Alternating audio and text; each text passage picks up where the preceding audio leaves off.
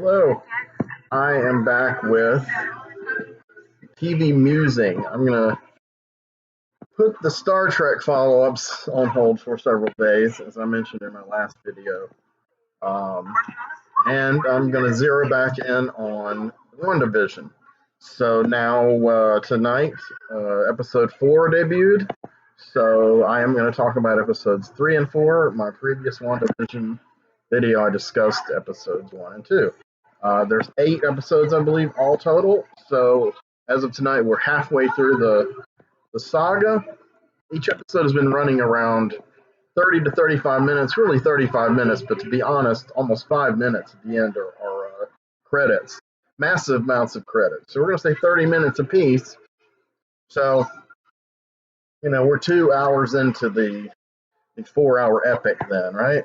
30 hour, 2 hours. Yep. It'll be a 4-hour, like a 4-hour movie. An old school miniseries, which, are classed on a lot of sites like Letterboxd and such as being, essentially one unit of entertainment or one, a piece, like a movie. I mean, they've even done it with the 18-hour Twin Peaks Firewalk, not Twin Peaks The Return, which I've talked about on this channel at length, and Firewalk with Me. I talked about that too at length, maybe too much length. So I'm kind of happy to see these kind of television aired works as being like not just episodic stuff, but really of a piece, I mean, they don't run multiple seasons that are like one season. And that's like the old days when I was a kid. Centennial is classed as one piece. It came out as one piece on home video and waiting for Blu-ray. And it is listed in Letterboxd also as kind of its own, separate singular entity. While I'm talking, I am actually revisiting episode 3. And since these are, relatively short episodes or chapters, a 4-hour movie, however you want to look at it, you can kind of brush me up on it. I watched season 3 last Friday. I always watch them pretty much as soon, as close to when they drop as possible, which is usually around 3 o'clock in the morning, my time, midnight, Western Standard Time.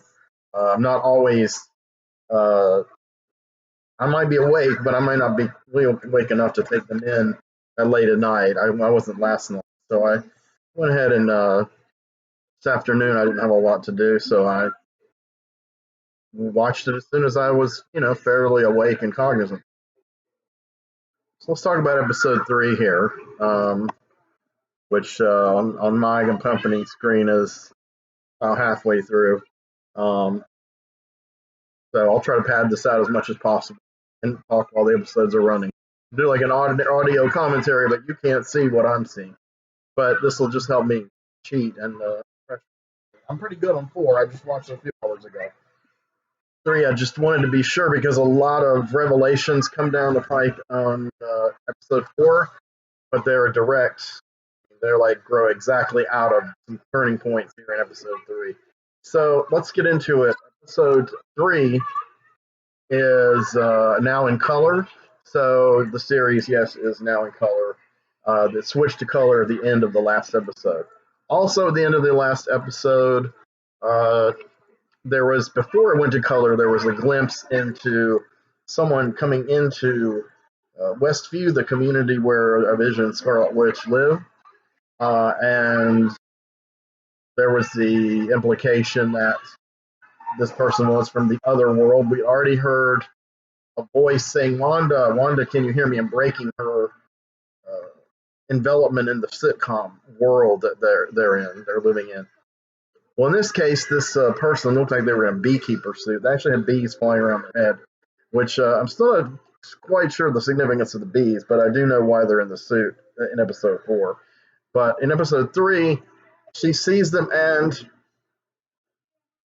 there's like a blip, and she says no, and it's like the tape rewinds itself, like that scene is gone and it didn't happen. So, and she eases Vision back into reality of things, and the reality of things is, yes, indeed, she is pregnant.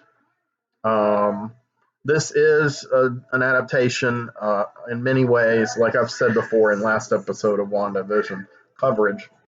This is a reflection of the mid 1980s Vision and Scarlet Witch miniseries published by Marvel. It's for 12 issues.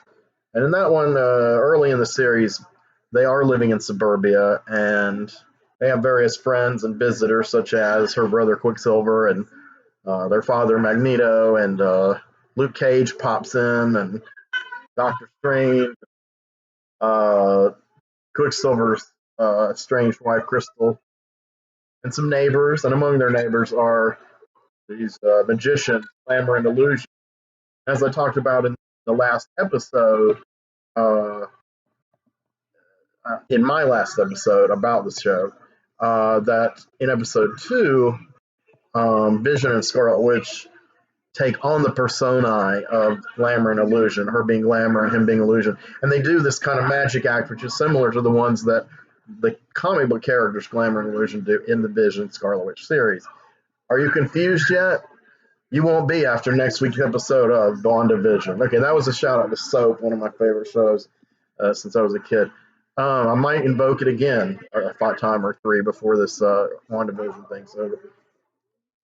So, episode 3 takes a different kind of turn here. Essentially, it's just a lot of jokes about Wanda and Vision, and the baby, the pregnancy. Vision's nervousness over the baby taps into his personality as being this kind of overthinking, analytical guy because he's an android, a synthezoid. They actually name drop the term synthezoid in this episode and label him. Finally, I don't think he's called one in the movies. So that was a cool Easter egg. There's tons of them all through the series. There are Easter eggs not just for fans of the movies, but for like deep fans of the source material, like I am, obviously, a raging geek of old Marvel stuff. There's some weird things that start happening that kind of start tipping off Vision that things are strange. I mean, she distracts him at one point when he's kind of starting to get concerned about things being weird, right? And we have another little blip, like a rewind kind of thing. So these are clues for what's going to be revealed in episode 4. And then we see something interesting. The baby is delivered by this kind of kooky doctor character. And she starts talking, Vision gets a little confused by the behavior of some of the neighbors who seem really bizarre. And not only do they seem bizarre, but their behavior, but also they seem like nervous about the newly introduced character introduced in the last episode, Geraldine. And Geraldine is a character that has played by an actress has been advertised as a different character. But so we're going to find out in episode 4 what that means. I'm going to do a little bit of cheating over here, and just to supplement my knowledge of these things. So while the episode is running, I'm also looking at some stats on Wikipedia, so I can get some details correct here. Yeah.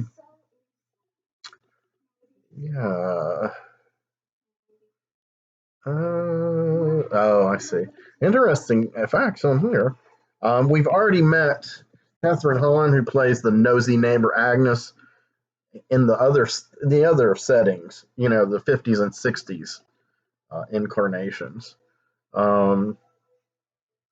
Episode 3 is going to be is in the 1970s, so it kind of riffs on conventions of humor and looks of 1970s sitcoms. I'm still carrying on the Bewitched, I Dream of Jeannie kind of vibe, which both of those series did make their way into the beginning of the 70s after running toward the end of the 60s.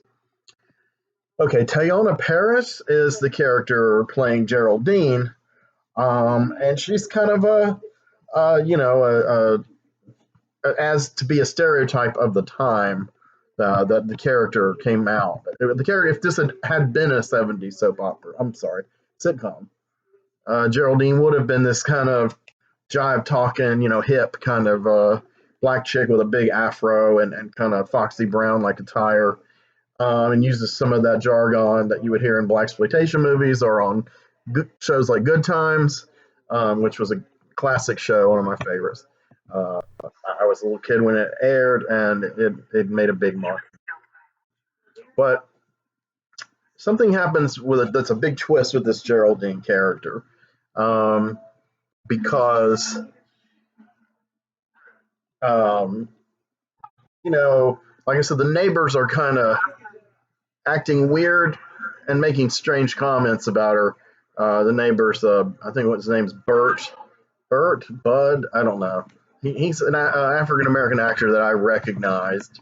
Not sure if they'll include him as his name is mm, Herb.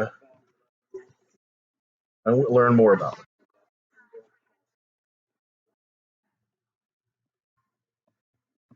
But this is the deal. So Vision's puzzled.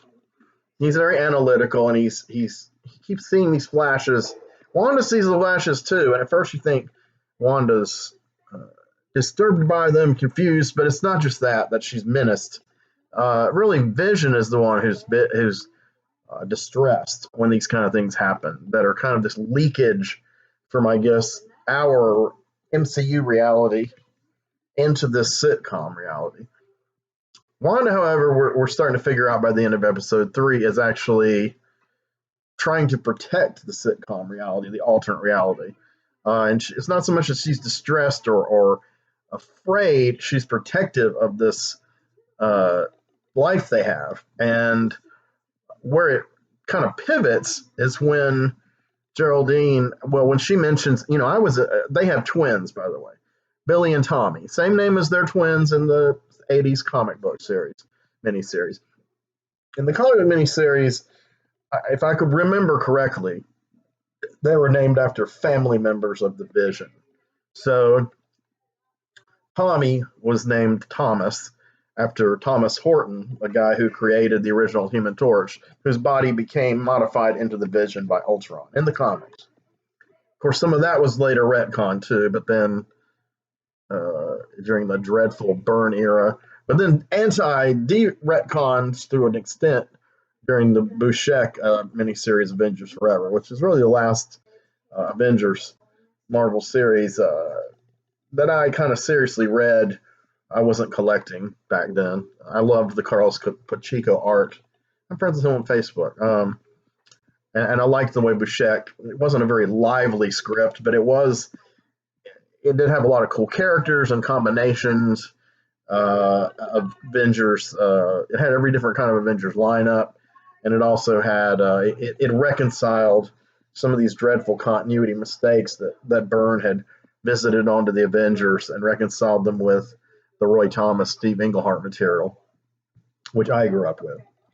I'm not a John Byrne fan. You can probably guess by now. Another sacred cow that I don't I don't partake of, but I am a vegetarian, leaning toward vegan. Um, so how to put this? Um,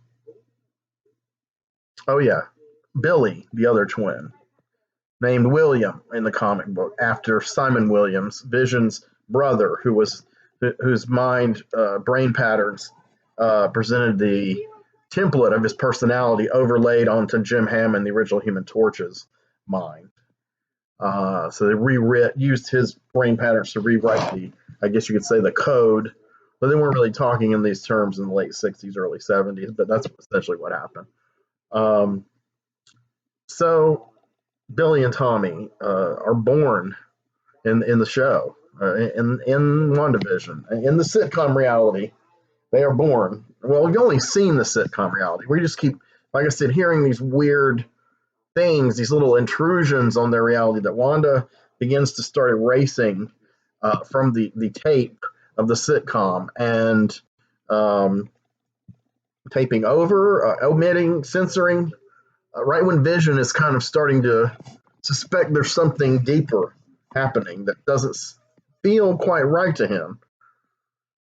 So, of course, at this stage, we still do not know if Vision is alive. If this Vision in this sitcom reality is a living, breathing character in the modern MCU, i.e., post Avengers Endgame reality, the same reality we've seen in, well, really only in Spider Man Far From Home.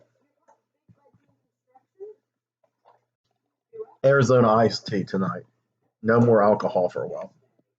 Um, so I get off the rails enough as it is without that. I could use some ganja maybe, but you know I don't have any. If one of you guys want to somehow smuggle me in some, I do live in North Carolina, so it could be dangerous. Um, so she mentions that she to Geraldine. Wanda mentions to Geraldine that she too was a twin, and so she mentions um, Pietro was her twin. He's deceased, and or maybe she doesn't say he's deceased. I should have just been paying more attention. It just came up. Um, I will try to find the exact moment. It's a major moment. So she's looking at the babies, and she says,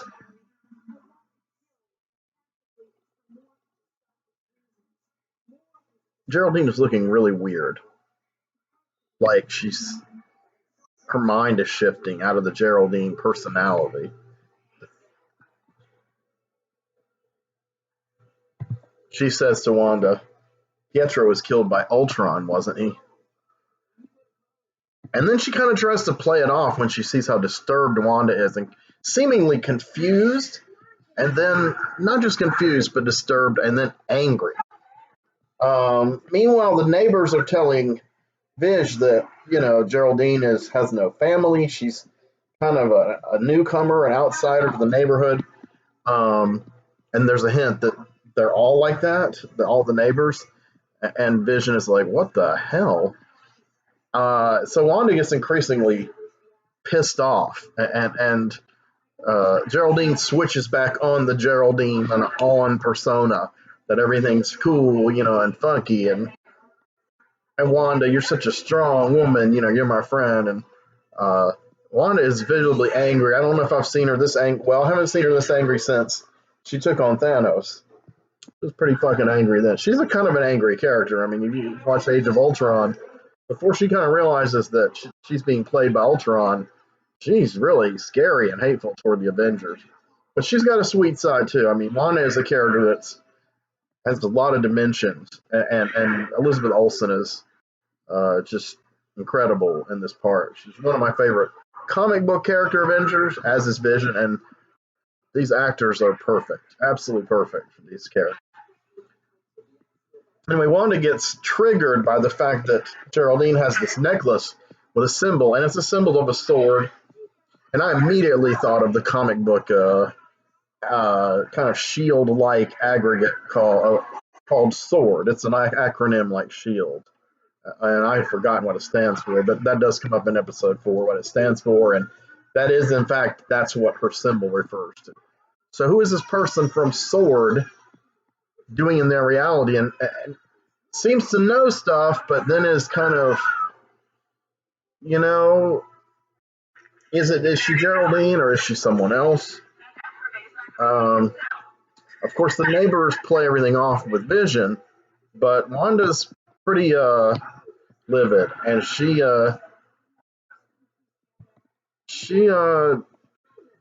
banishes Geraldine with her magic power, a magic enhanced, whatever mutant, whatever we're gonna end up calling the source of her power.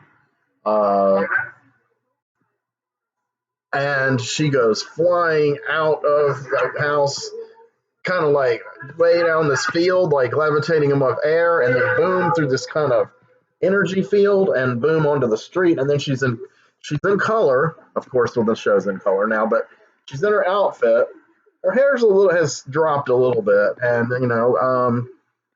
and yeah, it's pretty disturbing.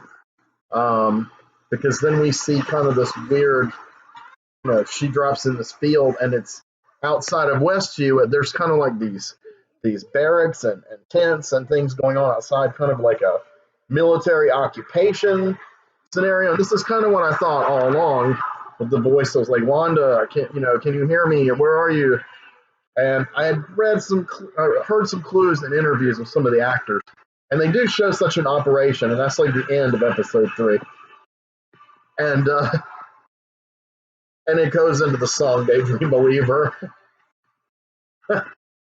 This show is totally classy, so well made, and great musical selections, really weird and facetious and kind of vibes. Just pop culture in general and paranoia, and I will say it, kind of some Lynchian vibes here, and that always warms my heart, obviously. Um, so, essentially, what's happening is what I thought was going to be happening is that there's some kind of government or military, paramilitary, or espionage, like SHIELD, operation going on outside of Westfield. And Geraldine somehow got into Westfield, right? And then Wanda kicks her out of Westfield. So, like, Geraldine is not functioning according to the script. Now, the trick is, who is making this? Who is creating this sitcom? And why? Who is making these decisions to censor and edit and rewind? There's some hints that it's Wanda, but we're not quite sure. I mean, you kind of start thinking Wanda's a prisoner and that they're trying to get her out of there, right? But the fact that she says no to the beekeeper, and I think you should leave, to Geraldine, and whooshes her out of there, more evidence that it's Wanda herself. Why is Wanda doing this? Well, we don't know for sure even at the end of episode 4, but there are a lot of food for thought. So episode 4 begins with a different vantage point. The episode's called "We Interrupt This Program," and it's a different vantage point. It's from the vantage point of a character, Monica Rambeau, who's played by the same actress that plays Geraldine. So obviously Geraldine was an undercover identity or an alternate reality version. But what we're seeing is Monica's the real deal. Now Monica wakes up in a hospital after taking a nap, and 5 years have gone by because we see her reassembling. So now we do something I didn't even occur to me that they were going to do, but it should have, is that they're going to directly tie it into the events at the end of, the events toward the end of Avengers Endgame. The blip, the opposite of the snap. The snap was when everybody went away and kind of dissolved at the end of Infinity War. The blip is kind of when they all reformed 5 years later after the battle with Thanos, and or during the battle with Thanos, the time traveled Thanos. It's so complicated, but it was cool. I like Endgame. So of course, Monica doesn't know what's happened anymore. Any of the people wasn't resurrected yet. I mean, some people do know and are explaining it to her, and they're like, your mom was sick, and Monica's like, well, okay, but no, she was okay.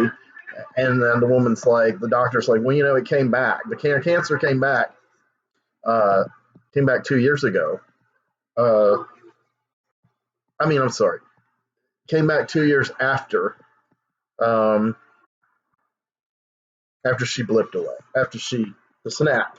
After 2 years after the snap, Monica's mother, Maria Rambeau, had a recurrence of cancer and died.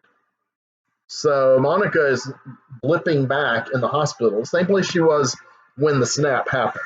But it's been 5 years, so her mom's already been dead 3 years. Her mom did not go through.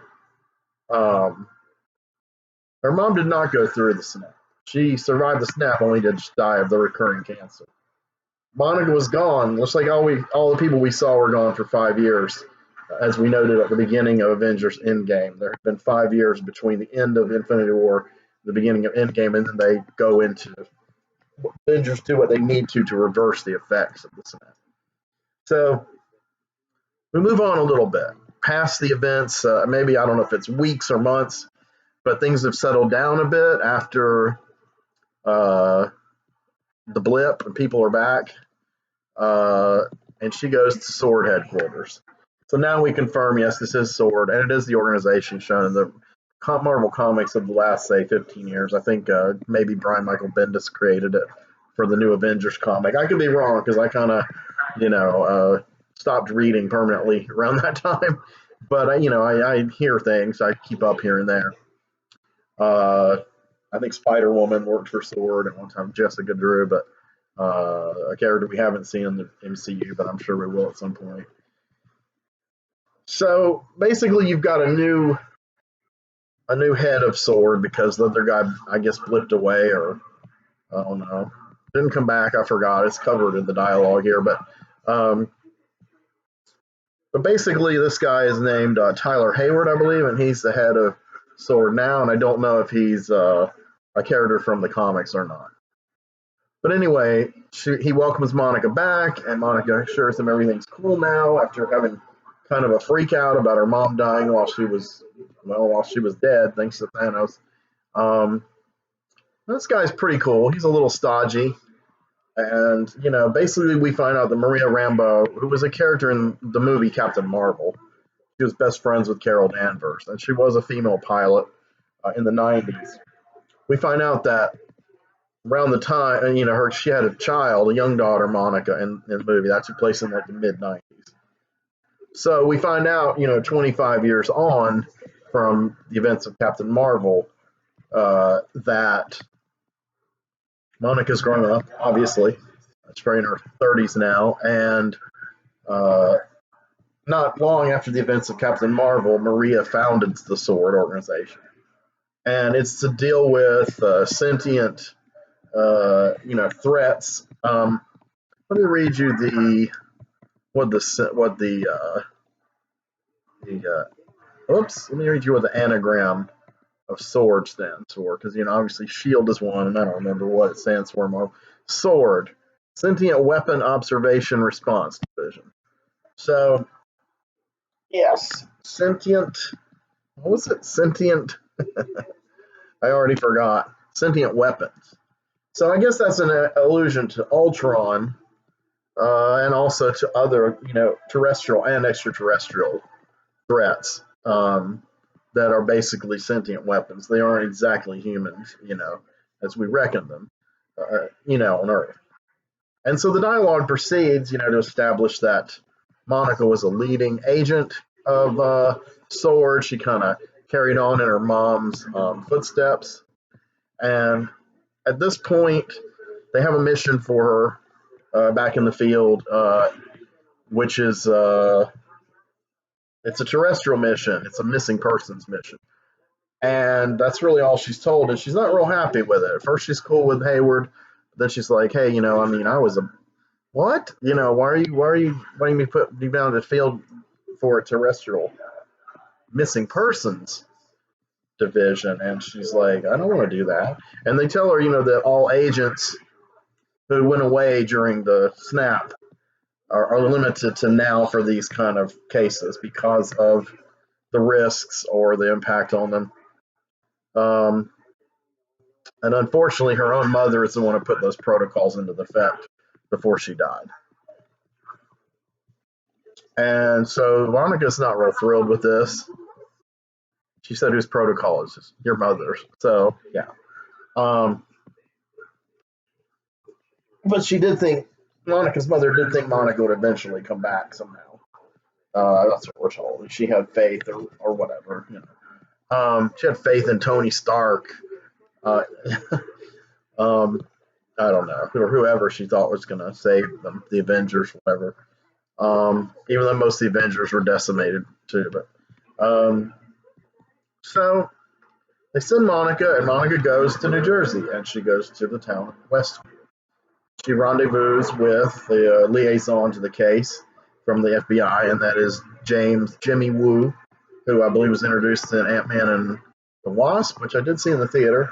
And of course, Jimmy Woo is a really old Marvel character. He was introduced in the 1950s as the as an opposition to the Yellow Claw. I think he was in the FBI or CIA then in the comics. Then in the Marvel period, starting with the 60s, they brought him up to date in the continuity as an agent of S.H.I.E.L.D., and he appeared some, I believe, in Strange Tales, including, I think, a battle with the Yellow Claw, if I'm correct.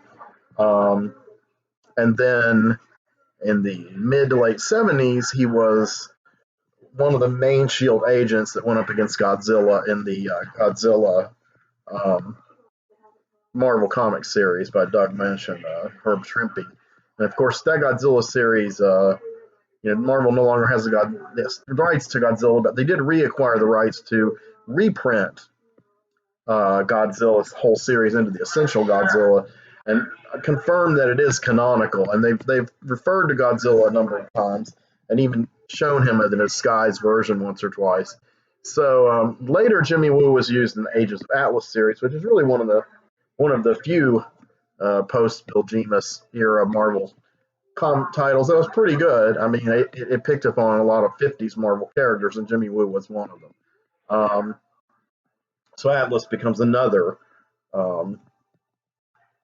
another intelligence agency with an acronym for a name, and that's taken from the fact that those characters were first introduced in Marvel Comics in the 50s when Marvel was called Atlas. So that brings us back to Monica and Jimmy. They meet up, and he explains the deal to her, and essentially the deal is that the whole town is missing.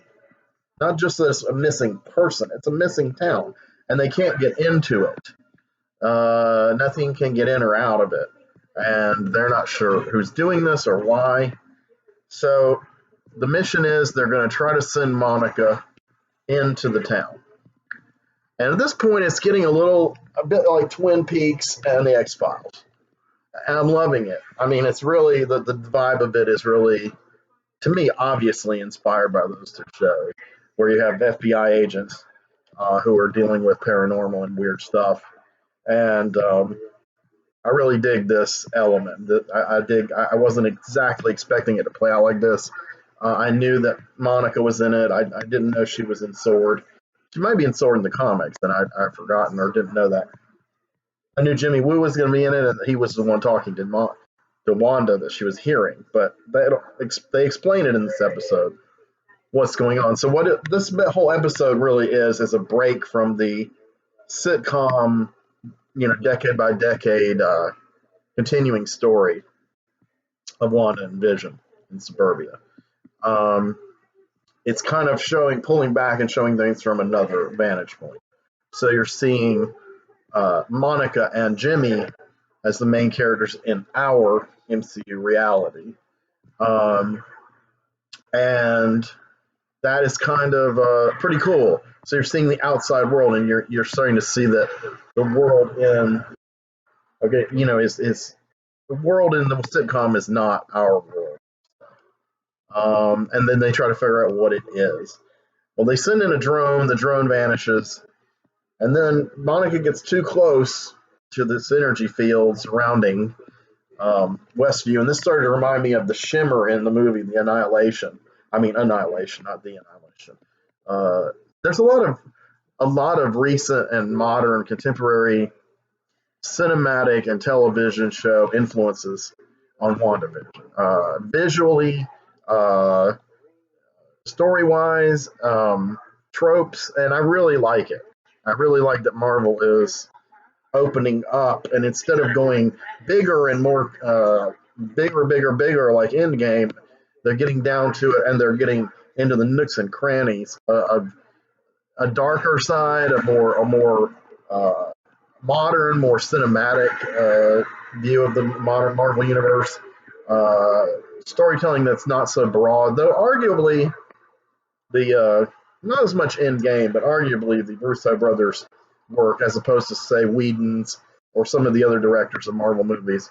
Unfortunately, the Russos' work has been more intimate and thoughtful and thought through and cinematic. I mean, and I'm talking about the two Captain America movies they directed and the two Avengers movies. So like I said, Endgame kind of starts that way, but then it just gets bigger and bigger because I know they wanted to go out with a bang with that era, that phase four, and Robert Downey and Chris Evans leaving the franchise.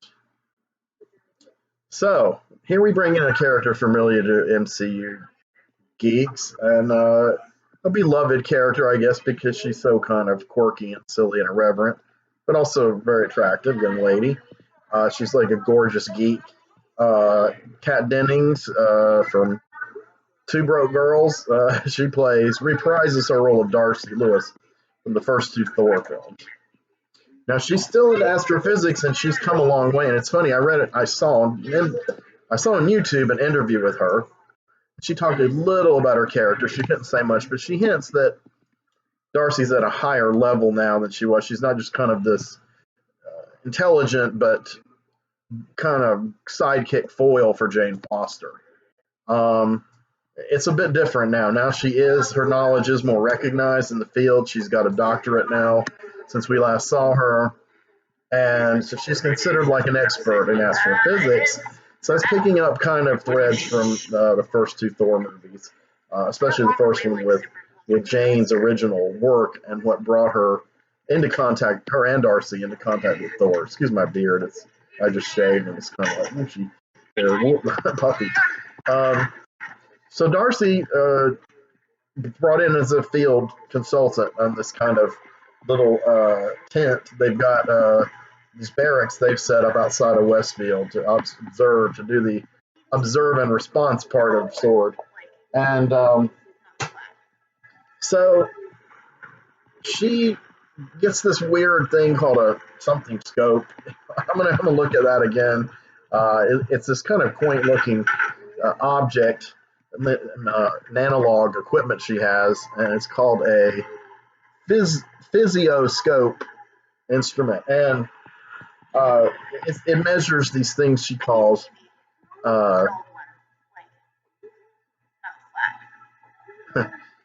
cosmic ray something or other. Maybe she'll say it again, but it's like another acronym, and everybody asks, what's that mean?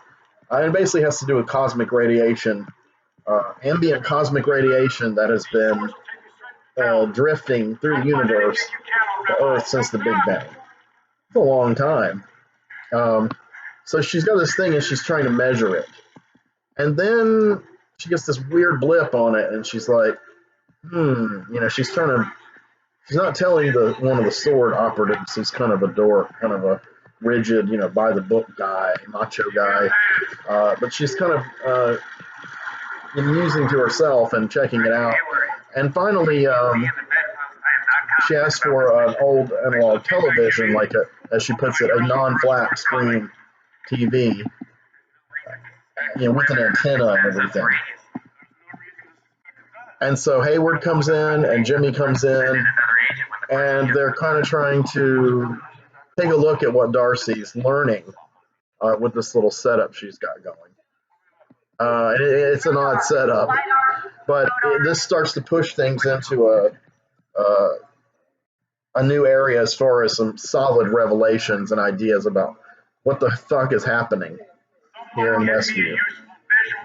So they get the transmission, they catch it and detect it, and it pops up on Darcy's old television set. And what it is the WandaVision show. They recognize Wanda right away. They recognize Vision, even though the clip they're watching, he's in the human appearance that Wanda enables him to have, so that for other people's consumption. But she says, isn't he dead? A lot of weird stuff has happened the last few years, but isn't he like really dead? And so basically what we're seeing is on their set is what we saw in episode 1 of WandaVision, which was an episode of WandaVision, the sitcom. So it's a show within a show, which has kind of been the vibe all along. It's just we haven't broken the fourth wall yet. We've kind of broken it, had voices from beyond the fourth wall, but we haven't broken it. We haven't seen the MCU real reality as we are now. And now they're seeing the sitcom reality. So they're seeing the black and white, episode 1.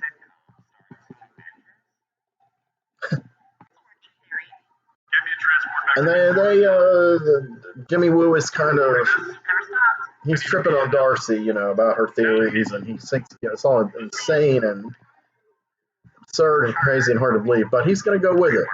He really likes her, he respects her, and he's also kind of socially awkward. I'm wondering if Jimmy Woo doesn't maybe have Asperger's or something like that, based on kind of his interactions with people in the Ant-Man film and in this film. He tries too hard sometimes, and he's a good guy. He's kind of just a little socially maladjusted, but his heart's in the right place, and he's very intelligent. He's very considerate, and he kind of likes attention, and when he gets attention, he starts kind of waxing geekish about various of his interests, and he also does magic tricks, and they've got his characterization down well. It's a little different kind of a character than the Jimmy Woo in the comics, who's kind of more this stoic, he was kind of like this stoic, prototypical, archetypal Asian, kind of secret agent character.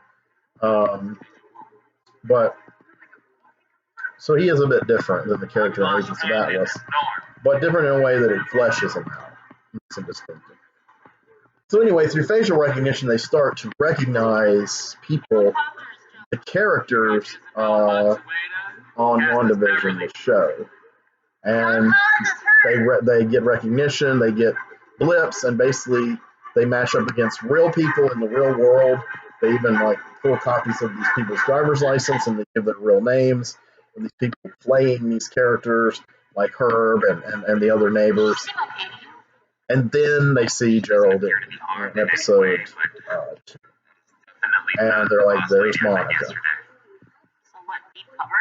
But, they can't figure out because Monica's acting differently. And they're like, is she acting deliberately as a spy to figure out what's going on in Westview? Is she aware, or has she been brainwashed? Has this thing has happened? Is she being controlled, or is she preferring to act this way to gather information? They don't know.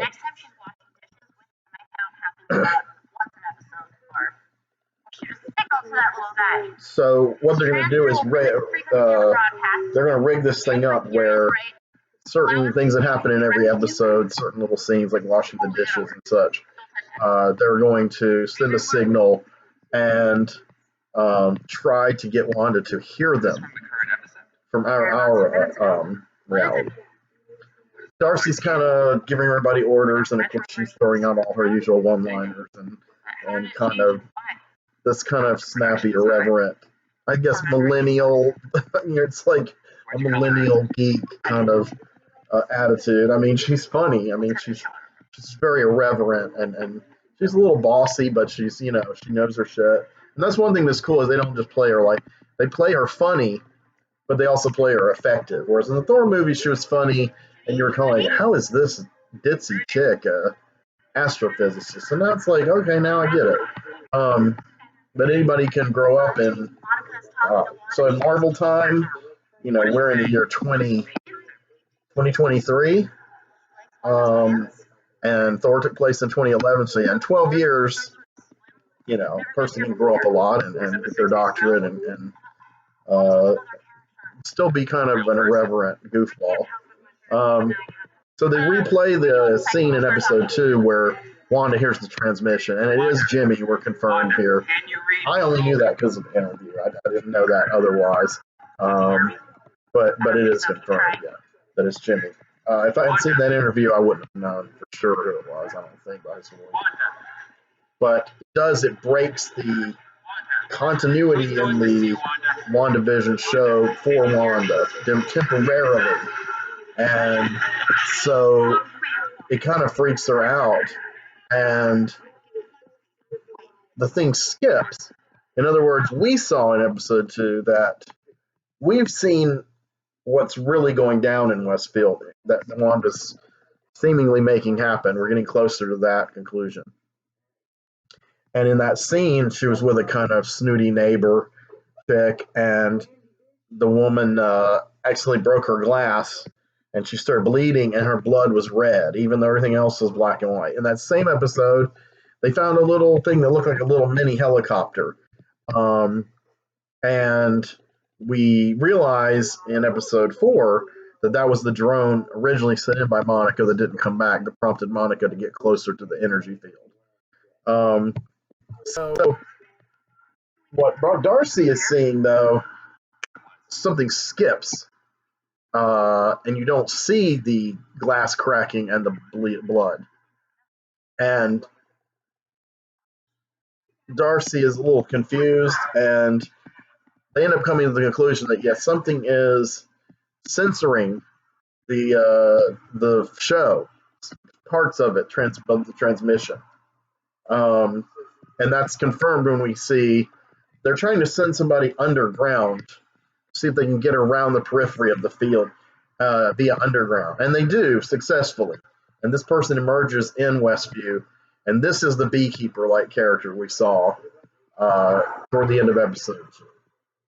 And we saw that. But if I'm correct, see him emerge, and then when they play it back, yeah, I'm about to go back to this part.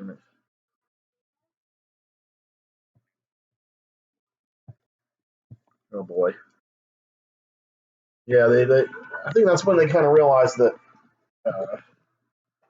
you know, yeah. So, in the black and white episode, I think they did see they got a feedback. It wasn't what they're seeing as the show, but there was some kind of part of the transmission where they did see the shot where in the black and white episode 2, the character's holding a little helicopter like thing, and they said, oh, it's kind of a retro version of the drone we sent in, and so it was adjusted to look that way in the TV reality. And Darcy's like, why did you colorize it? And they're like, we didn't. So then we get to the point where the confrontation comes between Wanda and Geraldine from the end of episode 2. And episode 3, I'm sorry. We're in episode 3 now. And gets to the confrontation, and Wanda looks mad, and then boom, it blips to the credits of the WandaVision show. She says, somebody is censoring the broadcast. And they're like, where is Rambo? Because they were now monitoring it in kind of like real time. They'd like caught up to what was happening.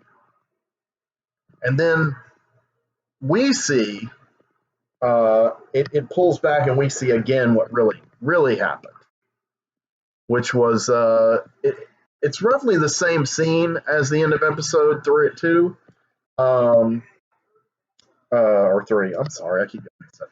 Episode 3 was the first color. So it's the same scene at the end of episode 3 where she banishes Monica out of Westview. But we see it from different vantage point, different camera angles, and we see Wanda's power the way it usually looks, with the red glowing hands and stuff, and the way she signals, uses the waves. And then we see Monica go through, but instead of just seeing her fly backward above the ground, we also see her cracking through all of the layers of the houses, and I guess the sets of the TV series, the outside sets. And that's kind of what fleshes out what happened at the end of episode 3. And then she repairs the damage using the kind of red hand power. It's really nice, impressive visual sequence. And then, speaking of visuals, that's when Vision comes in, and he's trying to figure out, is everything okay? he's like, where's Geraldine? And she's like, oh, she had to leave, and which is exactly what happened at the end of episode 3. But so we're just seeing the same episode, but fleshed out now that we've seen everything starting back again from the vantage point of the characters in our reality, Monica and Jimmy and Hayward and Darcy. So we see, a repeat of what happened at the end of the episode with Monica being out there in the ground. Of course, now we know it's Monica. One thing that we see that's different is when Vision comes towards Wanda after he finds out that Geraldine's left, and he's still, a little confused about why is everything being so weird. He walks toward her, and there's this wild shot of him. He's still dressed in his suit, but he's still in his android form. He was already. But he looks like he did at the end of Avengers Infinity War.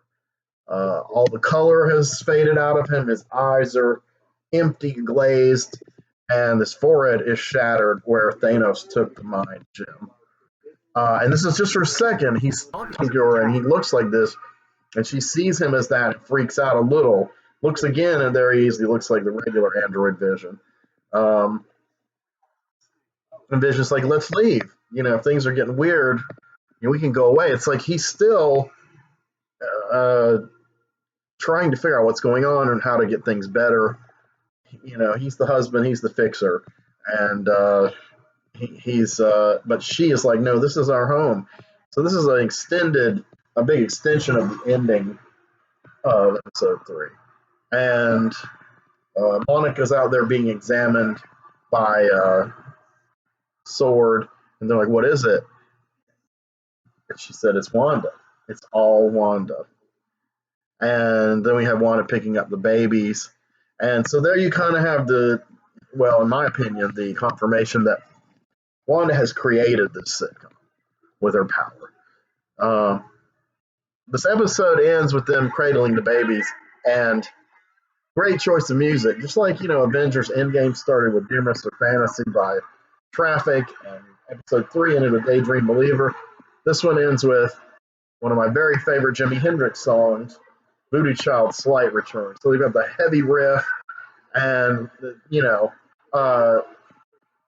and whereas before you had seen like all this kind of digital weird shit and floating pixels and stuff, and it would zoom out from like Vision's face. And this one it does the same, but for a split second it zooms out from Vision's face, the colorless, brow shattered Vision, the dead Vision. So like we're getting closer, to the answers that we need. So this show is incredible. I'm excited to look for episode 5, 6, 7, 8. I've been talking a long time, but I wanted to give a thorough, an accurate appraisal of episodes 3 and 4. I'm just going to real quickly throw out a couple of my theories. I'm not going to do so much wishful thinking that I'm writing my own fanfic, as I've decried a lot of commentators doing about these shows. But I feel like Wanda, probably after Thanos was defeated in Endgame, she had a breakdown of sorts, and she retreated into and created her own reality where Vision is alive and they're married and they're living and happily ever after like an old school sitcom, and they have the 2 twin children. Now this has precedent in the comics because Vision didn't die, but in the comics, when John Byrne rewrote everything and made Vision not be the original Human Torch, and then rebuilt him and reduced him to this soulless machine who didn't give a fuck about Wanda anymore, essentially ruining the character, and the character never really, they gradually restored him in ways to his old self, but never really to the way it was. It was a very cynical move of Marvel, but John Byrne's a very cynical writer. He loves being shocking and cynical and jaded in his scripts and very highly conservative. And I don't respond to that kind of storytelling or his art as it slipped into just. Ugh. Anyway, but subsequent to him fucking up the Vision, what happened was the that Wanda kind of did lose her mind when she found out. Well, she did lose her mind, and her kids like were taken away from her, and she briefly went crazy and was evil and was under Magneto's tutelage, even though he had kind of been good, but was starting to turn evil again around that time. Um, and you know, the way I remember it playing out was then when Chuck Austin was on the Avengers. Um, Wanda was having some mental difficulties, and then Bendis took over the Avengers in order to end the Avengers. He was going to end Thor, Captain America, Iron Man, and the Avengers titles, and then have them all rebooted. Him or people he was working with, like Michael Avon Oeming took over Thor, did a great job, and then killed off Thor. And it looked like Thor was killed for good because he was actually dead and stayed dead for like, I don't know, at least like 3 or 4 years. And they relaunched Iron Man, they relaunched Cap, which was cool because that's when the Brubaker Epting Cap started. That was the last Marvel comic I ever collected before I finished with them for good. I've read some stories that have come out subsequent to that, like Brubaker's good run on Daredevil. I have a hardbound of that, but overall I've eschewed Marvel. But I will get to another Marvel recent title that plays into this in just 1 second. Not one that I've collected, but that needs to be talked about real quick here. But first, let me wrap up this uh, thought train before it derails any further.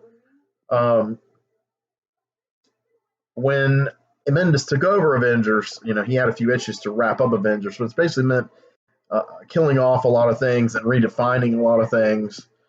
And again, it was some kind of cynical takes on the characters. Wanda learned what I think we, the readers, had already found out was that uh, her children never existed.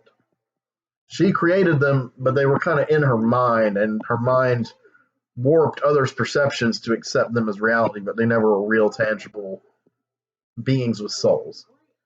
So they took the burn thing with Magneto and Master Pandemonium era where Wanda went nuts, and they kind of revisited it. So, you know, so poor Kurt Busiek trying to rescue this thing from this cynical set of developments, and here Bendis comes along and amps it even more. And one thing he did was amp Wanda's power to where she basically, her hex and probability powers, and they kind of seem to forget that she did study and master real magic under Agatha Harkness the Witch, um, which is interesting in the movies and the show. Her powers are all over the map, but they're kind of, at times, they're kind of like the probability hex power. At times, they're like real magic.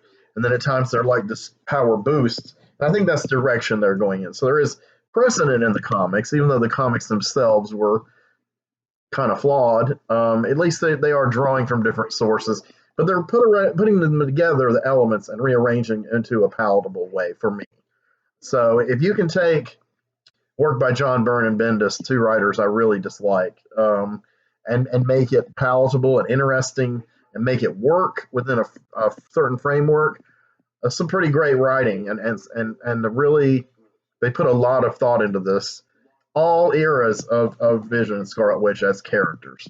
And I like that. Even the eras that I don't personally care for, they've honored them. And I mean, that's one thing Marvel's been overall pretty good about in the movies and the TV series.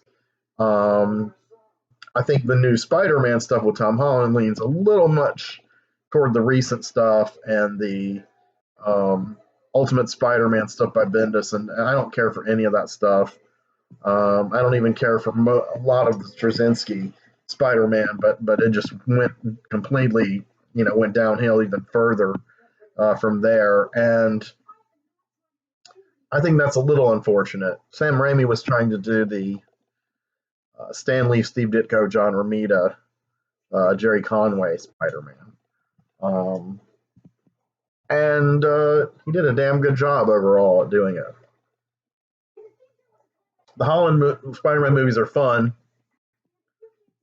I just feel in some ways they pander too much to kids who grew up on the Bendis Ultimate Spider-Man, and that's their Spider-Man. And the Spider-Verse, Into the Spider-Verse movie is also problematic for me personally, because now you're taking it even a further step away by focusing in on the main Spider-Man that we're supposedly aligned with, as Miles Morales, who was introduced in Ultimate Spider-Man, and now has become kind of the most popular Spider-Man. I'm a Peter Parker guy. I can deal with Tom Holland's Peter Parker pretty well because he's good in the role, and the costume and mask are really close to the Ramita stuff look. I'm not into Miles Morales as a character. I'm going to commit heresy on camera here. So probably anyone watching this who collects Marvel or watches Marvel movies is probably going to call for my swift suicide by seppuku harakiri on camera like Mishima. But I'm going to go ahead and say it. I didn't care for the End of the Spider-Verse movie. I'm not into the Spider-Verse concept. It's just not. I guess I was just too far along in the years to accept a Spider-Man. The Spider-Man kind of from the Todd McFarlane era on wasn't really Spider-Man to me. The look, the plots, the acting, the way the character acted. Straczynski started off on a decent note and restored some of the critical elements, but then, thanks to Quesada, insisting Spider-Man regress rather than progress, and eliminating him being married and having a kid and all this shit. And that's how we ended up with the Tom Holland Spider-Man, because we don't want a Spider-Man that isn't a teenager. I mean, that's the message. Even though Spider-Man had reached well into his 20s, if not nearing 30, by the time I had stopped collecting Marvel, which was, well, that's up to the McFarlane era. McFarlane peeled some of that back, but McFarlane did have him get married to Mary. Well, he didn't, but I mean, it was during his era. Stan Lee had written the story, but ostensibly, he did marry Mary Jane, and they did have a child named May. And then things went all haywire in the mid 90s. And Bob Harris's era was very regressive. Straczynski went along with that corporate mandate, and then Quesada stuck with it, but there was some wiggle room for a while with it, because when Jemas was in charge, all the writers had a lot more freedom to tell the stories they wanted to tell and to honor the best elements of Marvel, and to kind of eschew all of the bad judgments and decisions made by people like Jim Shooter, John Byrne, the image artists, Bob Harris, etc. So, yeah. So what's the last element I was going to mention from the Marvel comics? There was a recent Vision series. I can't remember if it was open-ended or a mini-series. I think it's open-ended. It might still be going on. I did check out a few issues of the comic book store a year or two ago. In this series, Vision and Wanda are never going to reconcile. There is apparently one issue where they touch base again. But in this series, Vision creates his own android family, a wife and I think 2 kids, and they live in suburbia, and it's kind of a stylized reality. So obviously they've taken a big chunk of that and added it, combined it with the DNA of the 80s suburban Vision and Wanda stuff. So, I like the way they've woven all these elements into it, make the MCU a viable alternate reality to the Marvel stuff I grew up with, which ostensibly is set in this dimension, Earth 616, which, by the way, was coined by Alan Moore on some of the British Marvel stuff he did. At 616, it was, he got it from a kind of a magical, numerological terminology. 616 Marvel, though, has been an impenetrable mess. Became one in the, started in the late 80s, becoming an impenetrable mess. And then into the Image era, and then by the late 90s, it was crazy. And then Jemas undid a lot of that damage and actually improved upon what had come before the 80s stuff. Some really great comics were produced by Marvel between 2001 and 2005. A few great comics were produced between 2005 and 2010, mainly the Brubaker stuff. I'm sure there were some other exceptions here and there I didn't see. By the 2010s, I'm not fond of the material at all. Some good art that's been in there. A few comics have struck a minor chord with me that I've thumbed through, like the Thor series by Jason Aaron. And I can't remember the artist, but he's a really good artist, or she, I don't know, is a really good artist.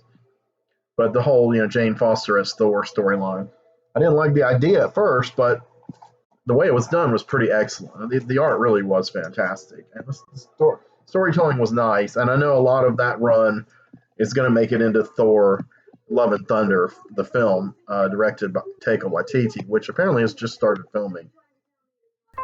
And we'll see Portman back as Portman will be back as Jane Foster and as Thor.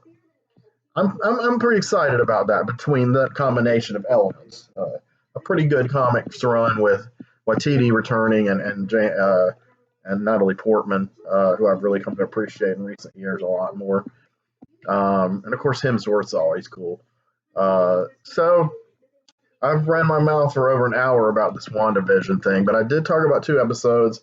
I did try to give you a lot of background and theories and thoughts about what's happening, which my bottom line was that Wanda has gone crazy like she did in the comics twice and created these kids and resurrected Vision and created this hermetic world, suburban world, utopia via sitcom tropes. And it all makes sense to me so far. I mean, this episode really broke it open. I mean, there were a lot of things I had not thought of. Some of the things I had thought of turned out to be true, and some of them weren't. And it's cool. It's cool to be validated for some of your more far out suppositions, but it's also cool to be surprised, and especially the way it's done, the way it's executed, to kind of balance that whippy kind of humor from the Marvel films as delivered by a character like Darcy, with these really weird and strange, like I said, almost Lynchian kind of elements, this reality bending, which that's what Wanda's power ended up becoming. She ended up becoming the most powerful mutant in Marvel because she could bend reality, and she did. That's a whole nother storyline on down from when she went crazy and fucked up the Avengers. That was what ended up happening. She killed some of them, and including the Vision. In that story, she killed the Vision. He finally came back, but it took a few years. What a mishandled character to be such a great character, which is one reason I was really sad that they chose to kill him in Infinity War. Though dramatically, it was well done. It was pretty powerful, so I liked it. So I mean, if something's well done and it serves the story and it can move it to another level, then I'm all for it. It's just so many writers in movies and especially in comics, and often in movie adaptations of comics, are very cynical. They're not invested in the characters, and they don't care if you're invested in the characters. They just kind of move around these pieces and then rearrange them, and they kind of go wherever they think the money will take them, wherever the money is going to be. And that's why I think Marvel Comics as a comic publisher is an absolute fucking joke. And I'll say that every chance I get. So you'll get sick of me saying that. My Marvel fans of modern Marvel Comics will probably boycott me and try to censor me, deplatform me. Maybe they'll consult YouTube, Twitter, and Facebook executives to silence my heresy. But yeah, I mean, I've dealt with Marvel directly as an aspiring creator, and I can say they're pretty creative. The Marvel of the last 15 years is pretty fucking creatively bankrupt as the comics company. The studio, I do not think that at all. They're on a roll, and I respect them and I support them. I don't care if they're aligned with a shitty comic company or the sometimes dubious decisions by Disney. As long as they're able to put out quality work that honors the characters and is still compelling within its genre, like film or television, then I'm all for it. And WandaVision so far is one of the finest uh, examples of this they've ever come up with.